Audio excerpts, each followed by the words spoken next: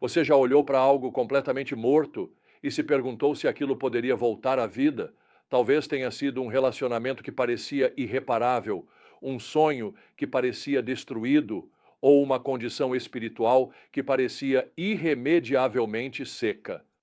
Nestes capítulos de Ezequiel, encontramos uma das visões mais poderosas das Escrituras sobre renovação: ossos secos ganhando vida. A verdade central é de tirar o fôlego. Deus é especialista em trazer vida a partir da morte, criar corações novos onde antes havia corações de pedra e restaurar o que parecia perdido para sempre, tudo para manifestar sua glória às nações.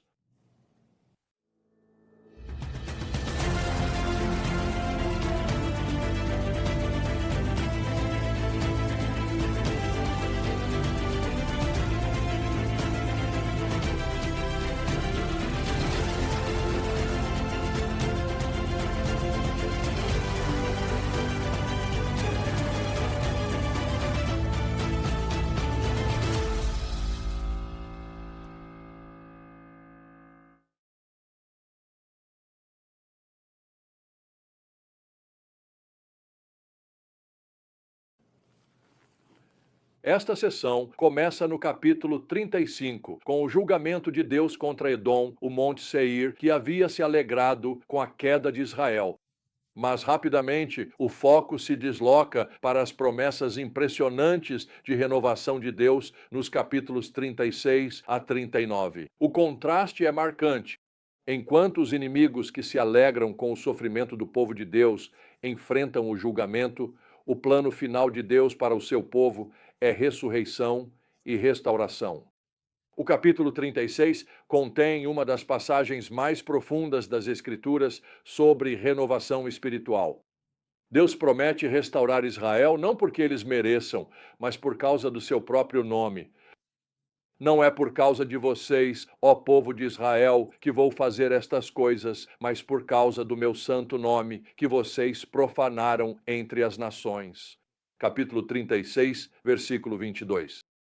Quando o povo de Deus foi disperso no exílio, sua condição deturpou o caráter de Deus diante do mundo que observava. Então vêm as magníficas promessas nos versículos 24 a 27. Eu os tirarei das nações. Eu os reunirei de todos os países e os trarei de volta à sua própria terra. Aspergirei água pura sobre vocês, e vocês ficarão limpos. Eu os purificarei de todas as suas impurezas e de todos os seus ídolos. Eu lhes darei um novo coração e colocarei um novo espírito em vocês. Tirarei de vocês o coração de pedra e lhes darei um coração de carne. E colocarei o meu espírito em vocês e os levarei a seguir os meus decretos. Essa passagem extraordinária tem um cumprimento em múltiplos níveis. Ela foi parcialmente cumprida quando os judeus retornaram do exílio babilônico.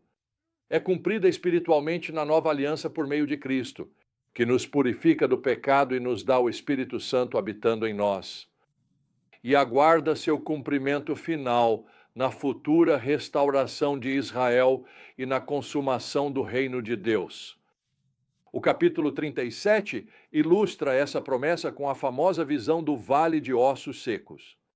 Ezequiel é colocado em um vale cheio de ossos espalhados e esbranquiçados, uma imagem da condição aparentemente sem esperança de Israel. Deus pergunta: Filho do homem, poderão estes ossos viver? Então acontece o milagre. Enquanto Ezequiel profetiza, os ossos começam a se juntar, a carne aparece e, finalmente, o fôlego entra neles, formando aspas, um exército enorme. Capítulo 37, versículo 10. Deus explica: esses ossos são o povo de Israel. Eles dizem: nossos ossos estão secos e nossa esperança se foi. Estamos cortados. Capítulo 37, versículo 11. Quando um povo acredita que está além da restauração, Deus é especialista em ressurreição. A visão continua com outra ilustração poderosa. Dois pedaços de madeira se tornam um, representando a reunificação do reino dividido de Israel sob um só pastor. O servo de Deus, Davi, capítulo 37, versículo 24, apontando para o Messias. Então, nos capítulos 38 e 39, encontramos uma profecia misteriosa sobre nações lideradas por Gog atacando Israel restaurado, apenas para enfrentar a intervenção dramática de Deus. Essa vitória demonstrará a glória de Deus.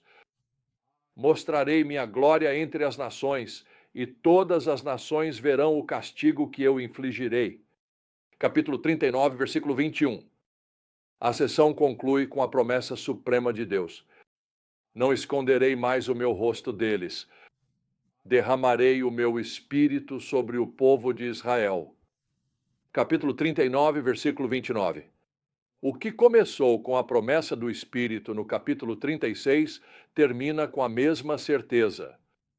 A presença de Deus com seu povo é a maior restauração. Eu testemunhei isso em Ruanda. Apenas alguns meses após o genocídio, entre 600 mil e 1 milhão de pessoas haviam sido massacradas em apenas 100 dias. Fui convidado a ir à nação para levar uma mensagem de esperança e reconciliação. Parecia não haver esperança. Realizamos uma conferência de liderança com Hutus e Tutsis. Pastores e líderes cristãos de todo o país participaram. No início, a tensão era tão grande que se podia cortá-la com uma faca. Mas ao abrir a palavra de Deus e clamar por arrependimento, restituição e reconciliação, os corações se derreteram com a cura de Cristo. Quando convidei os líderes cristãos ao arrependimento, muitos caíram de joelhos, chorando. Eles foram uns aos outros pedir perdão. Deus se manifestou entre nós. Ao final do encontro, os líderes começaram a dançar a dança nacional. Uma visão maravilhosa. Era como se ossos mortos tivessem ganhado vida e a alegria deles era indescritível. A cura havia começado com os líderes espirituais e se espalharia para a população em geral. A esperança foi ressuscitada. Então, como podemos aplicar essas verdades hoje? Primeiro, devemos reconhecer que nenhuma situação está além do poder renovador de Deus. Seja um relacionamento quebrado, uma igreja em dificuldades ou sua aridez espiritual, Deus é especialista em soprar vida em ossos mortos.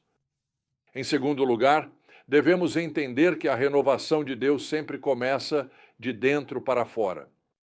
Observe a ordem de Ezequiel 36. Deus purifica, dá um novo coração e coloca seu espírito dentro de nós antes que as circunstâncias externas mudem. Em terceiro lugar, devemos lembrar que o propósito final de Deus na renovação é manifestar a sua glória. Quando oramos por renovação, nossa motivação deve ser que outros vejam o caráter de Deus revelado através do milagre da ressurreição. Por fim, essas promessas nos lembram que a renovação de Deus acontece em etapas. Alguns aspectos das profecias de Ezequiel se cumpriram no retorno do exílio. Outros, com a primeira vinda de Cristo e o dom do Espírito. E alguns ainda aguardam o cumprimento final. Isso nos ensina a ter paciência. O cronograma de restauração de Deus pode ser diferente do nosso, mas suas promessas são certas. A mensagem de Ezequiel 35:39 oferece uma esperança imensa.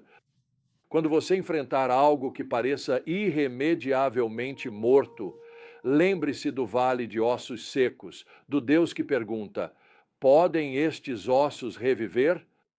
É o mesmo Deus que sopra vida naquilo que parece perdido para sempre.